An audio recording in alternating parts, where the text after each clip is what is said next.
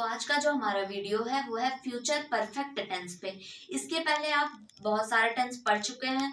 तो आज का जो ये लेक्चर है वो बहुत ज्यादा इम्पोर्टेंट होने वाला है आपके लिए, क्योंकि ये थोड़ा सा टफ लगता है बच्चों को, क्योंकि इसमें दो टाइप के सेंटेंस कंबाइंड रहते हैं। तो कब कौन सा सेंटेंस पहले लिखे, कौन सा बाद में लिखे, इसमें कौन से दो टेंस का यूज होता है, तो इसमें बहुत सारी कंफ्यूजन होती है बच्चों को।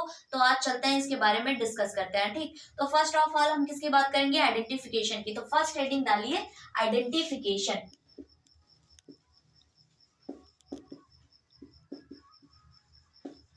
जो इसकी आइडेंटिफिकेशन है वो क्या है? चुकेगा,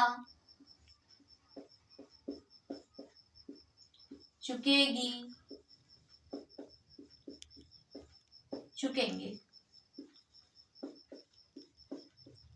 ये इसकी आइडेंटिफिकेशन है। मींस आपको जिस भी वाक्य के अंत में चुकेगा, चुकेगी, चुकेंगे ये ऐसे शब्द मिल जाए तो आप जान जाइएगा कि वो कौन से टेंस के वाक्य हैं, वो फ्यूचर परफेक्ट टेंस के वाक्य हैं।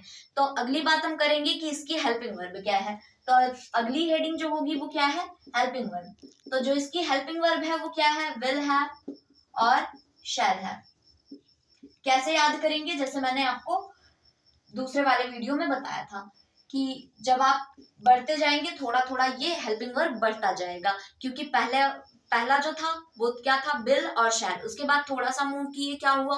Will be, shall be. उसके बाद और थोड़ा सा मूव किए, क्या हो गया? Will have, shall have. इसके बाद वाला क्या होगा? Will have been, shall have been. तो इसकी बात तो हो गई। अब इसमें कौन सा फॉर्म लगेगा वर्ब का? इसमें वर्ब का कौन सा फॉर्म लगेगा? वर्ब का थर्ड फॉर्म लगेगा।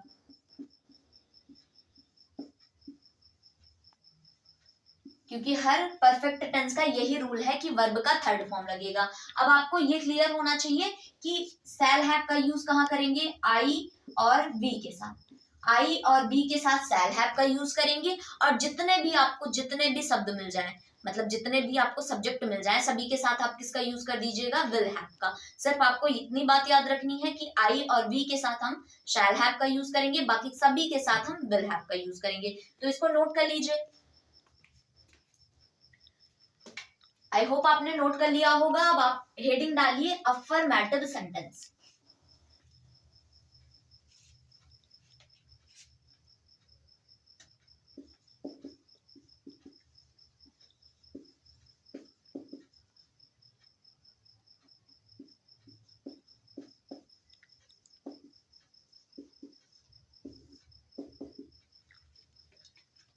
Now, I am not going to explain you what is the affirmative sentence because I have already told about this. So, you need to know that the affirmative sentence ऐसे sentence होंगे जिनमें क्या, क्यों, कब, कैसे, नहीं, ये सारे के सारे शब्द ना है। उन सेंटेंस को हम क्या कहते हैं? Affirmative sentence. मैंने बता दिया। तो जो अफर्मेटिव सेंटेंस है वो सबसे पहले किससे स्टार्ट होता है? सब्जेक्ट से। तो इसकी जब हम फार्मूला लिखने लगते हैं तो क्या लिखते हैं फार्मूला में? फार्मूला में हम लिखते हैं सबसे पहले सब्जेक्ट। उसके बाद हम क्या लिखते हैं? उसके बाद हम हेल्पिंग वर्ब लिखेंगे। हेल्पिंग वर्ब क्या है? विल हैव और शैल हैव। उसके बाद हम क्या लिखेंगे? वर्ब का थर्ड फॉर्म। उसके बाद हम क्या लिखेंगे? ऑब्जेक्ट। देखिए इसमें एक चीज और मेंशन रहता है, वो क्या रहता है? टाइम। अगर टाइम आपको मिल जाए तो उसके लिए आपको सिंस फॉर तो लगाना नहीं है, क्योंकि ये फ्यूचर परफेक्ट कॉन्टिन्यूअस तो है नहीं। तो जब आपको टाइम मिल जाए तो आप क्या करेंगे? उसके लिए टाइम मिल जाए और वहां पर क्या दिया होना चाहिए? तक। तो जब टाइम दिया हो वहां पर तक हो, तो उसके लिए हम तक की इंग्लिश क्या लिखते हैं? बाई। उसके बाद हम क्या लिखते हैं? टाइम। ठीक, अब हम एग्जाम्पल की बात करते हैं। तो एग्जाम्पल जो है, जैसे वह शाम तक अपना काम समाप्त कर चुकेगा।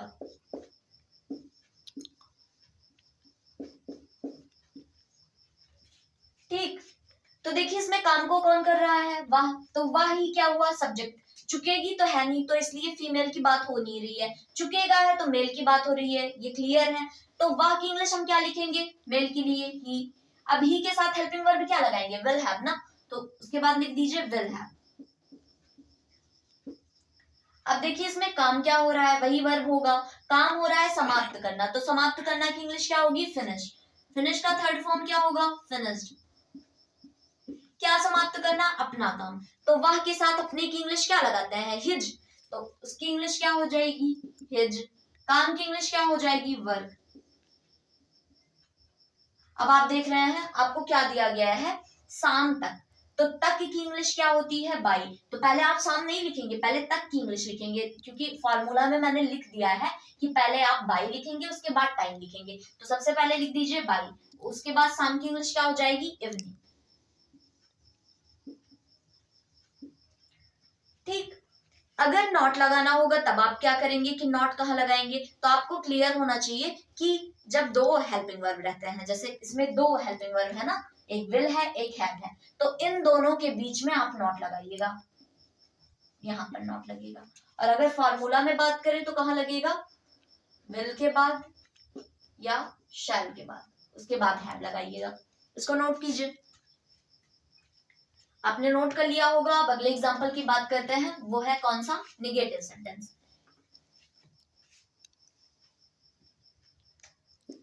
निगेटिव सेंटेंस, ठीक। निगेटिव सेंटेंस में आपको क्या मिल जाएगा, नहीं। तो जैसे मैं दोपहर तक खाना खा चुकूंगा।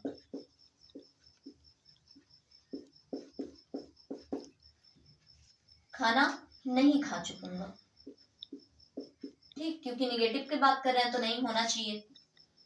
अब देखिए इसमें काम कौन कर रहा है, मैं, तो मैं ही क्या हुआ, सब्जेक्ट। मैं की इंग्लिश क्या होती है, आई। आई के साथ हम क्या यूज करते हैं, शैल का, तो यहाँ क्या लिख दीजिए, शैल।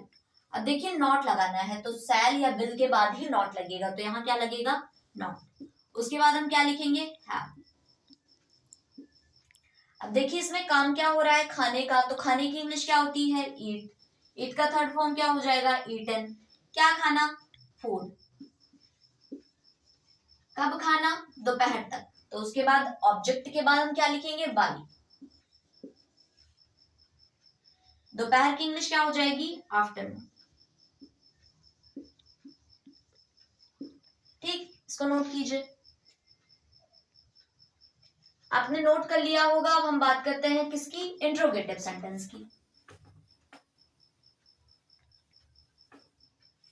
देखिए मैं बहुत ज्यादा एक्सप्लेन नहीं कर रही हूँ इस चीज को, क्योंकि ये सिंपल टाइप के सेंटेंस हैं, तो इसमें आपको दिक्कत नहीं होगी, क्योंकि आपने इतने सारे टेंस पढ़ लिए हैं, तो इसमें कोई दिक्कत नहीं होगी आपको। सबसे ज्यादा फोकस हमारा किस पे रहेगा, जिसमें दो टाइप के सेंटेंस कंबाइंड रहते हैं, तो इसको ऐसे ही करते चलिए, बस ध्यान से सुनते जाइएगा। अगली हेडिंग होगी हमारी कौन सी, इंट्रोगेटिव सेंटेंस। इंट्रोगेटिव में भी कौन सा, यस एंड नो टाइप सबसे पहले देखते हैं।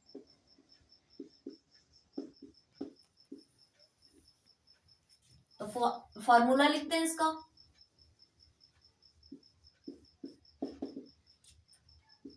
क्या होगा, सबसे पहले विल या शैल। अब आपको फिर से ये बात रखनी है कि विल हैव और शैल हैव के बाद आप सब्जेक्ट नहीं लिखेंगे। कोई भी बच्चा ऐसी बेवकूफी नहीं करेगा। क्या करेंगे, सबसे पहले विल लिखेंगे, शैल लिखेंगे, उसके बाद सब्जेक्ट लिखेंगे, तब हैव लिखेंगे। तो लिख लीजिए इसको, सब्जेक्ट। और अगर नॉट आ गया तो सब्जेक्ट के डायरेक्ट बाद आप नॉट लिखिएगा, उसके बाद हैव लिखेंगे, उसके बाद क्या लिखेंगे, वर्ब का थर्ड फॉर्म,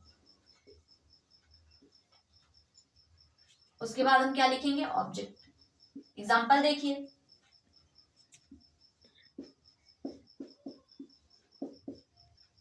क्या वे अपनी किताब पढ़ चुकेंगे।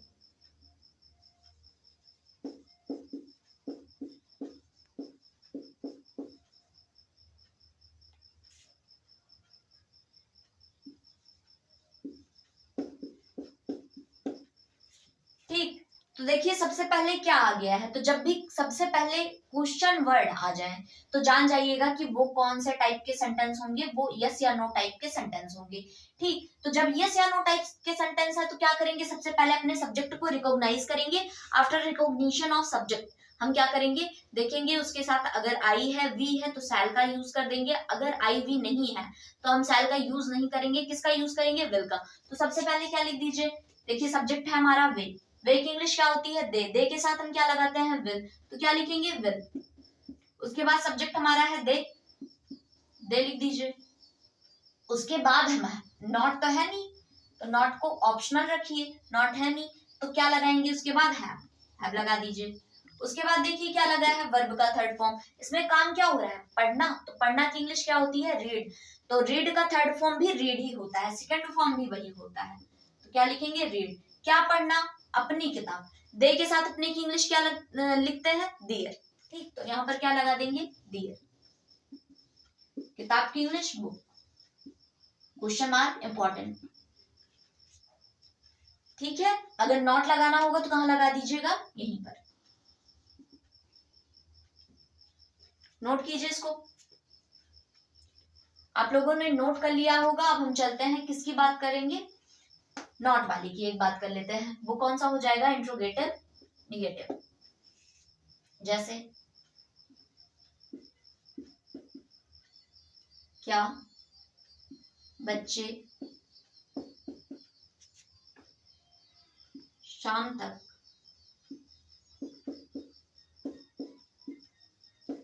घर पहुंच चुकेंगे,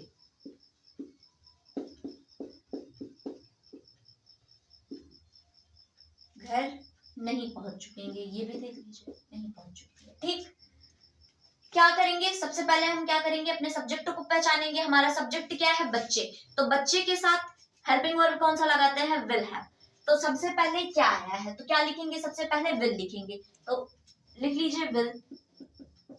उसके बाद देखिए क्या लिख लेंगे, सब्जेक्ट, सब्जेक्ट हमारा क्या है, बच्चे, बच्चे की इंग्लिश चिल्ड्रन। उसके बाद क्या लिखेंगे, देखिए नॉट, नॉट है क्योंकि नहीं है तो नॉट लिखेंगे। उसके बाद क्या लिखेंगे, हैव। उसके बाद वर्ब का थर्ड फॉर्म, वर्ब क्या है, यहाँ पर काम क्या हो रहा है, पहुंचना, तो पहुंचने की इंग्लिश क्या होती है, रीच, रीच का थर्ड फॉर्म क्या होता है, रीच्ड। कहां पर पहुंचना, घर पर पहुंचना। कब तक, शाम तक, तो तक की इंग्लिश क्या होगी, बाई, शाम की इंग्लिश क्या होगी, इवनिंग। क्वेश्चन मार्क लगाइए, नोट कीजिए इसको। आप लोग ने नोट कर लिया होगा। अब हम चलते हैं, अगली हेडिंग डाल लीजिए आप लोग, कौन सा, WH टाइप सेंटेंस। ये भी किसका टाइप है, WH टाइप, WH टाइप भी इंट्रोगेटिव सेंटेंस का ही टाइप है, दोनों ही यस या नो और WH दोनों ही किसका टाइप है, इंट्रोगेटिव का। तो देखिए इसमें क्या करना है, सेम वैसे ही फॉर्मूला रहेगा, बस आप क्या कीजिएगा, आगे क्या लिख देंगे, क्वेश्चन वर्ड। आगे क्वेश्चन वर्ड हमने क्यों लिखा, क्योंकि जब बीच में क्या, क्यों, कब, कैसे आएगा तो हम क्या करेंगे, सबसे पहले उसकी इंग्लिश लिखेंगे। एग्जाम्पल देखिए, जैसे मैं बाजार क्यों जा चुकूंगा,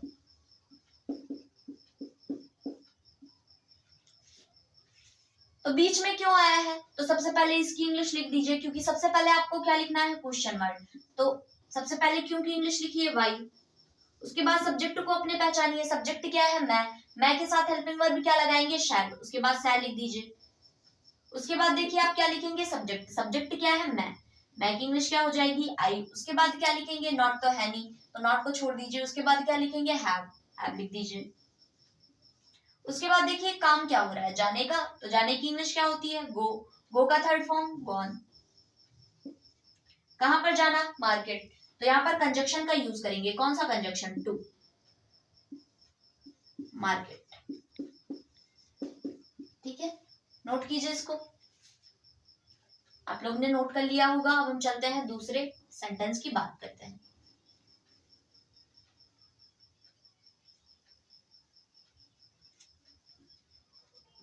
जैसे वह पतंग क्यों नहीं उड़ा चुकेगा,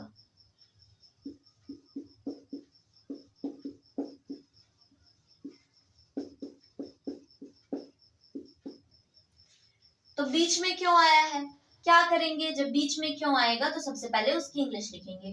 तो सबसे पहले उसकी इंग्लिश लिखिए वाई। अब देखिए वाई के साथ हेल्पिंग वर्ब क्या लगाएंगे, मतलब सब्जेक्ट पहचानेंगे।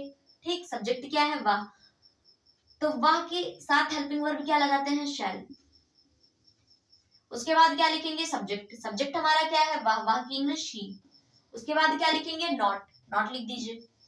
उसके बाद हैव, देखते चलिए। उसके बाद क्या लिखेंगे, वर्ब का थर्ड फॉर्म। वर्ब क्या है, फ्लाई, फ्लाई का थर्ड फॉर्म फ्लोन, फ्लोन। क्या उड़ाना, क्या उड़ाना, पतंग उड़ाना, तो फ्लोन काइट।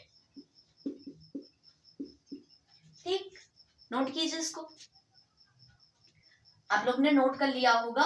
अब हम इसको इरेज करते हैं।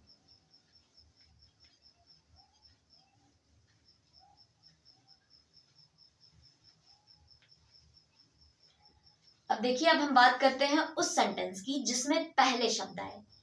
तो जब पहले शब्द आएगा आप क्या करेंगे, ध्यान से बात को सुनिएगा। जब सेंटेंस में पहले शब्द आ जाए तो पहली बात तो ये क्लियर रखनी है कि पहले की इंग्लिश लिखेंगे हम बिफोर। ठीक, तो रूल लिखते जाइए, रूल लिखिए कि पहला रूल ये है हमारा कि पहले की इंग्लिश हम क्या लिखेंगे, बिफोर। मीन्स जो फर्स्ट कंडीशन है वो ये है कि ये रूल जो है ऐसे सेंटेंस में फॉलो होगा जिसमें पहले शब्द आ जाए। तो जिसमें पहले शब्द आएगा क्या करेंगे, पहले की इंग्लिश बिफोर लिखेंगे। दूसरा रूल ये है कि जो काम पहले समाप्त होगा, ठीक, जो काम पहले समाप्त होगा उसको पहले लिखेंगे। इसको नोट कीजिए, जो काम पहले समाप्त होगा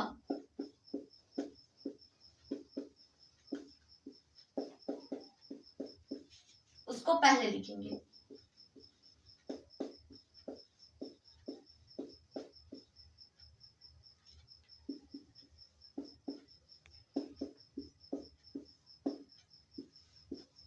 तीसरा पॉइंट ये है कि जो काम पहले समाप्त हुआ उसको आपने पहले लिखा और उसमें कौन सा टेंस लगाएंगे, उसमें लगाएंगे फ्यूचर परफेक्ट टेंस का नियम।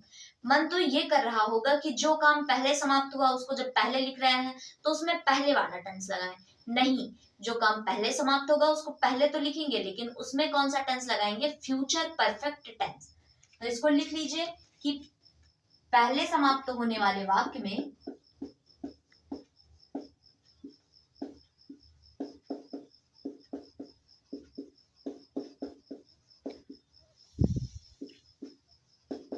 हम फ्यूचर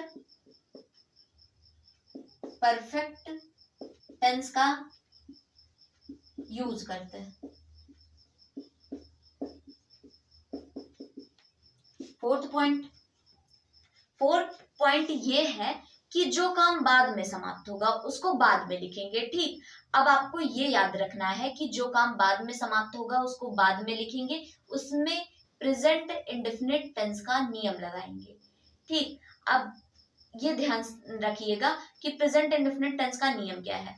प्रेजेंट इंडेफिनिट टेंस का नियम ये है कि जब भी आपको सिंगुलर नंबर मिले, सिंगुलर नंबर क्या क्या है, ही, सी, इट, किसी का नाम, तो उसके साथ हम वर्ब में यस या यस ऐड करते हैं। यस कब ऐड करेंगे, कॉन्सोनेंट, अगर कोई भी वर्ब है तो उसका लास्ट वाला जो लेटर है वो अगर कॉन्सोनेंट हुआ तो हम यस ऐड करेंगे। जैसे एग्जांपल ईट, तो ईट के लास्ट में क्या आया है, ईट है, तो इसके लास्ट में क्या आया है, टी, तो टी क्या है, कॉन्सोनेंट, तो इसके साथ क्या ऐड कर दीजिएगा, यस। और अगर किसी भी वाक्य शब्द के अंत में वाबल आ जाए, आखिरी लेटर इसका क्या है, वाबल, तो वाबल के साथ हम क्या जोड़ देते हैं, ईएस। क्या याद रखना है कि प्रेजेंट इंडेफिनिट टेंस में क्या नियम है कि जब भी सिंगुलर नंबर मिलेगा तो वर्ब के साथ यस या यस कंबाइंड करेंगे। अगर सिंगुलर नंबर नहीं है, प्लूरल नंबर है, प्लूरल नंबर कौन कौन से हैं, आई, वी, यू, दे, उनके साथ हम क्या करेंगे, वर्ब के साथ कुछ भी नहीं जोड़ेंगे, सिंपली वर्ब को लिख देंगे। ठीक, तो इसको नोट कीजिए कि जो काम बाद में समाप्त होगा, बाद में समाप्त होगा,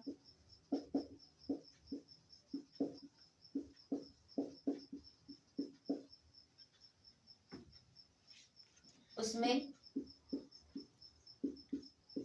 प्रेजेंट इंडेफिनिट टेंस का यूज करेंगे। मैंने ये नहीं लिखा कि जो काम बाद में समाप्त होगा उसको बाद में लिखेंगे, क्योंकि यहीं से आपको क्लियर हो रहा है कि जो काम पहले समाप्त हुआ उसको पहले लिख रहे हैं, तो जो बचा हुआ शब्द है उसको हम कहाँ लिखेंगे, बाद में लिखेंगे। तो इसको नोट कर लीजिए। आप लोग ने नोट कर लिया होगा। अब हम चलते हैं, क्या लिखेंगे, फॉर्मूला इसका।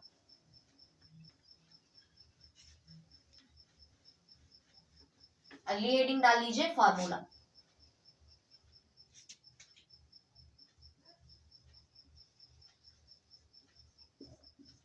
फार्मूला हमारा क्या है, सबसे पहले हम सब्जेक्ट लिखेंगे, उसके बाद हम लिखेंगे विल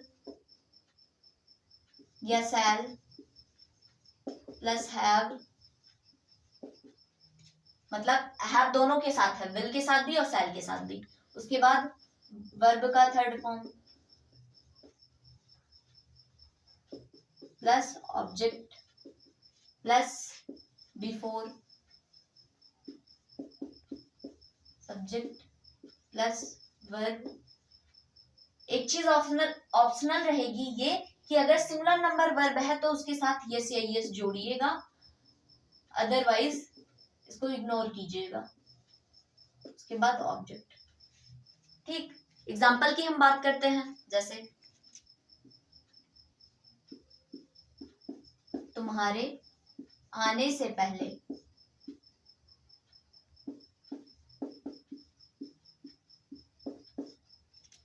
वे घर जा चुकेंगे।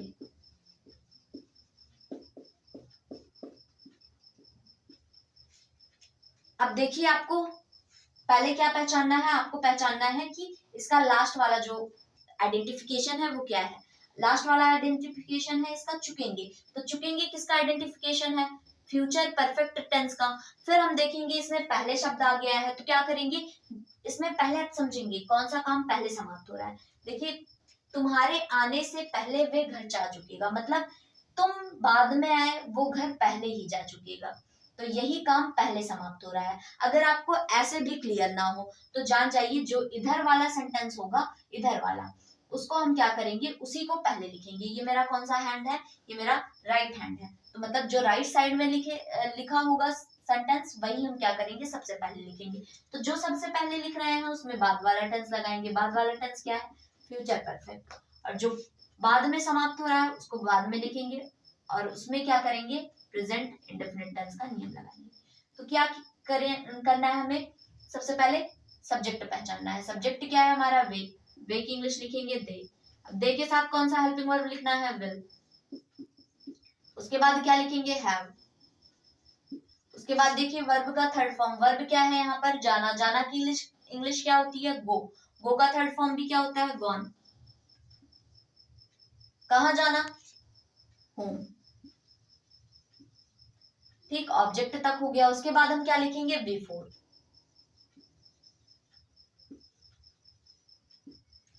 बिफोर लिखने के बाद देखिए क्या लिखेंगे, इधर वाला सब्जेक्ट। इधर वाला सब्जेक्ट क्या है, तुम्हारे। तो तुम्हारे की इंग्लिश योर मत लिखिएगा, क्योंकि सब्जेक्ट है तो इसको हम क्या लिखेंगे, यू। उसके बाद क्या लिखेंगे, वर्ब। वर्ब क्या है, आना। आना की इंग्लिश कम। अब देखिए यू क्या है, यू है प्लूरल नंबर, तो प्लूरल नंबर के साथ कभी भी वर्ब में यस या यस मत जोड़िएगा। ठीक, तो आपको समझ में आ रहा होगा, इसको नोट कीजिए। आपने नोट कर लिया होगा। अब हम अगले एग्जाम्पल की बात करते हैं।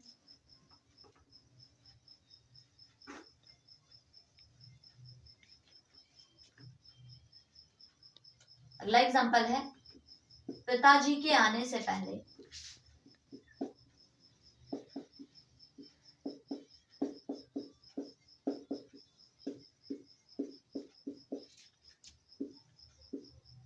माँ खाना बना चुकेंगी।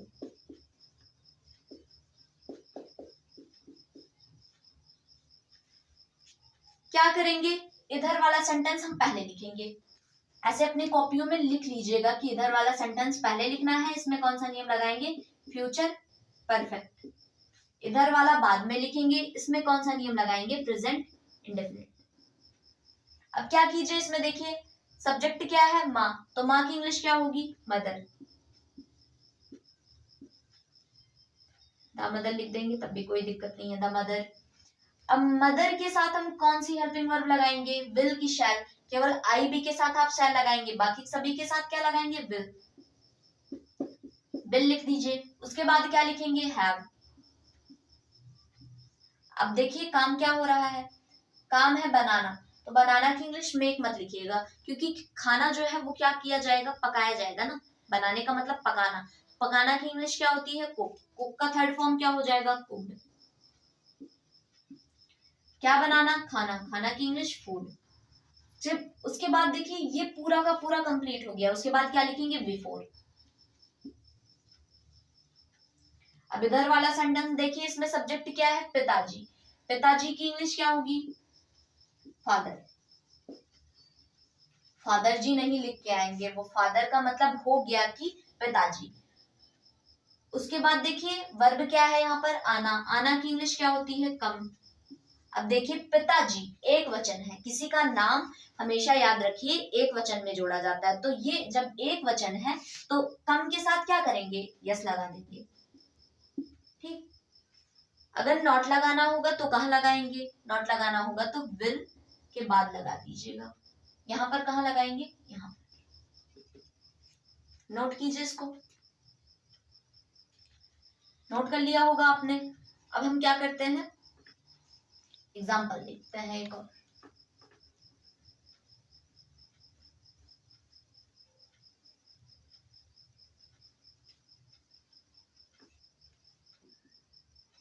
जैसे अध्यापक के आने से पहले,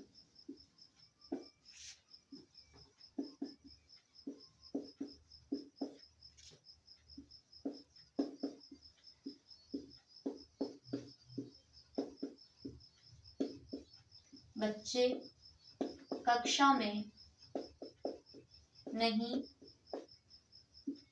पहुंच चुकेंगे।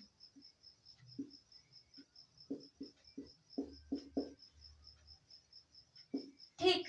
क्या करेंगे, इधर वाला सेंटेंस पहले लिखेंगे, तो इसमें देखिए सब्जेक्ट क्या है, बच्चे, तो बच्चे की इंग्लिश क्या होगी, चिल्ड्रन। The children. चिल्ड्रन के साथ हेल्पिंग वर्ब क्या लिखेंगे, विल, तो विल लिख दीजिए। अब उसके बाद क्या लिखेंगे, देखिए नॉट। उसके बाद क्या लिखेंगे, हैव। अब देखिए क्या कर रहे हैं बच्चे, पहुंचना। पहुंचना की इंग्लिश क्या होगी, चाहे रीच लिखिए चाहे अराइव लिखिए, रीच्ड।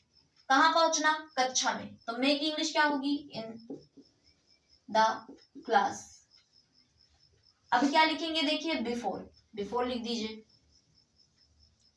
अब सब्जेक्ट, इधर वाला सब्जेक्ट, इधर वाला सब्जेक्ट क्या है, अध्यापक, तो अध्यापक की इंग्लिश क्या हो जाएगी, टीचर। अब क्या है, काम क्या हो रहा है, वही लिखेंगे, आना। आना की इंग्लिश कम। कम के साथ क्या जोड़ेंगे, क्योंकि टीचर सिंगुलर नंबर है तो यस जोड़ लीजिए। समझ में आ रहा होगा। अब हम अगले टाइप के सेंटेंस की बात करते हैं, वो कौन सा, इंट्रोगेटिव सेंटेंस। अगली हेडिंग डाल लीजिए, इंट्रोगेटिव सेंटेंस।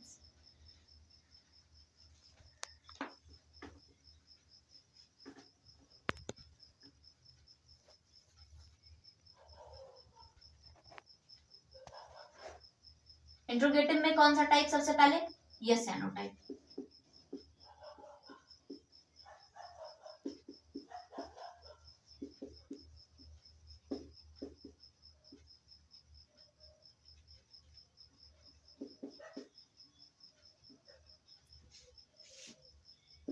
मैंने इसी में लिख दिया, समझिएगा। देखिए जब सबसे पहले क्या क्यों आ जाएगा तो क्या करेंगे, सबसे पहले विल लिखेंगे या शैल लिखेंगे, उसके बाद सब्जेक्ट लिखिएगा, अगर नहीं है तो नॉट लिखिएगा, उसके बाद हैव, फिर वर्ब का थर्ड फॉर्म, फिर ऑब्जेक्ट, उसके बाद बिफोर लिखेंगे, फिर जो अगला वाला सेंटेंस होगा उसका सब्जेक्ट लिखेंगे, फिर वर्ब लिखेंगे। अगर सब्जेक्ट सिंगुलर नंबर है तो वर्ब में यस या यस कंबाइन करेंगे, अदरवाइज इसको ऑप्शनल रखेंगे, उसके बाद ऑब्जेक्ट लिखेंगे। एग्जाम्पल देखिए, जैसे क्या मेरे घर जाने से पहले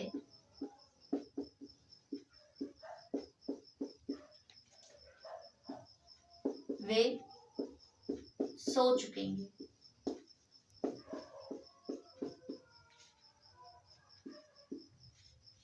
तो देखिए पहले हम क्या लिखेंगे, विल या शैल में से। विल या शैल को कब लिखेंगे, जब हम सब्जेक्ट को पहचान लेंगे। सब्जेक्ट हमारा क्या है, विल। तो वे की इंग्लिश क्या होती है, दे। दे के साथ हम क्या लगाते हैं, विल। तो क्या लिखेंगे, विल। उसके बाद हम क्या लिखेंगे, सब्जेक्ट। सब्जेक्ट हमारा क्या है, दे। उसके बाद नॉट तो है नहीं, तो नॉट लिखेंगे नहीं, क्या लिखेंगे, हैव।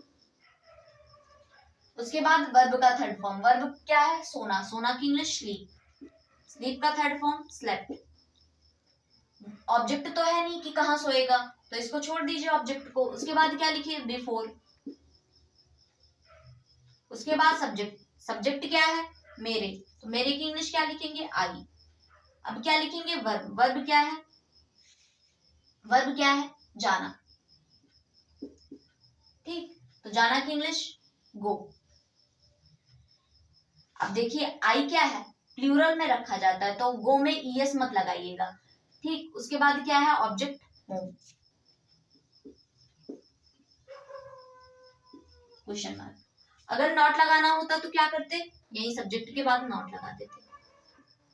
तो आप 2-4 सेंटेंस की, जितना मैंने पिछले में बताया उसका इंट्रोगेटिव निगेटिव बनाकर मुझे कमेंट बॉक्स में लिखिएगा। अगर समझ में आया तो भी बताइएगा, अगर नहीं समझ में आया तो भी बताइएगा। अब अगली हेडिंग डाल लीजिए, कौन सा, WH type sentence.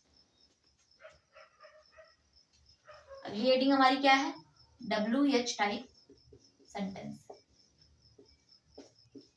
WH type में क्या करेंगे, क्वेश्चन वर्ड सबसे पहले लिख देंगे।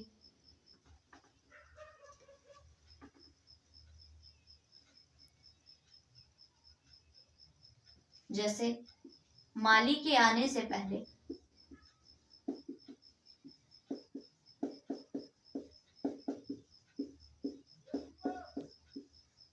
वे घर क्यों जा चुकेंगे। तो क्या करेंगे, सबसे पहले देखिए, सबसे पहले क्या आया है, क्यों। तो क्यों की इंग्लिश लिख लीजिए, वाई। अब देखिए क्या करेंगे, विल या शैल में से किसी एक को लिखेंगे। तो दे है, दे के साथ क्या लगाएंगे, विल। अब क्या है, वे। सब्जेक्ट है यही, तो वे लिख देंगे। उसके बाद क्या लिखेंगे, हैव। नॉट तो है नहीं, हैव लिख दीजिए। उसके बाद वर्ब का थर्ड फॉर्म। वर्ब क्या है हमारा, जाना। जाना की इंग्लिश गो। गो का थर्ड फॉर्म गॉन। कहाँ जाना, होम। Gone to home. उसके बाद बिफोर।